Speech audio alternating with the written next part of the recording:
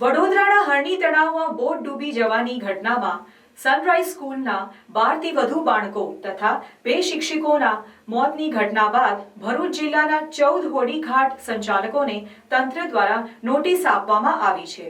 બોટમાં life jacket વિના મુસાફરોને બેસાડવા તથા બોટની ક્ષમતા કરતાં વધારે મુસાફરો પર પાબંદી ફરમાવી દેવામાં આવી છે।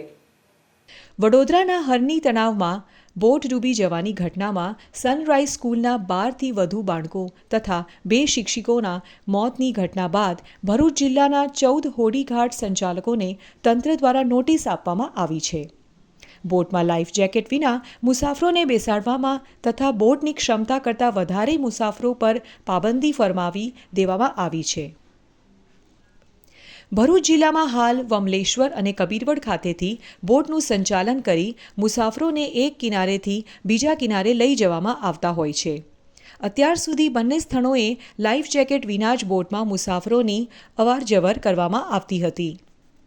વડોદરામાં બોટ પલટી જવાની ઘટનાની અસર ભરૂચ જિલ્લામાં પણ જોવા મળી છે। જિલ્લા વિકાસ અધિકારીઓએ તાત્કાલિક અસરથી 14 જેટલા હોડીઘાટ સંચાલકોને નોટિસ આપી મુસાફરો માટે લાઈફ જેકેટ ફરજિયાત બનાવી દીધું છે। જિલ્લામાં 14 ઘાટ પૈકી હાંસોટના વમલેશ્વર અને ભરૂચના કબીરવડ ખાતે મુસાફરોની અવરજવર રહેતી હોય છે। અત્યાર સુધી બંને સ્થળે મુસાફરોને બોટમાં લાઈફ જેકેટ વિના જ મુસાફરી કરવામાં આવતી હતી। વડોદરાની કરુણાતિકા બાદ દરેક હોડીઘાટ પર લાઈફ જેકેટ વિના મુસાફરોને બેસાડવા પર પ્રતિબંધ ફરમાવી દેવાયો છે। POV, you are at best place for party and celebration.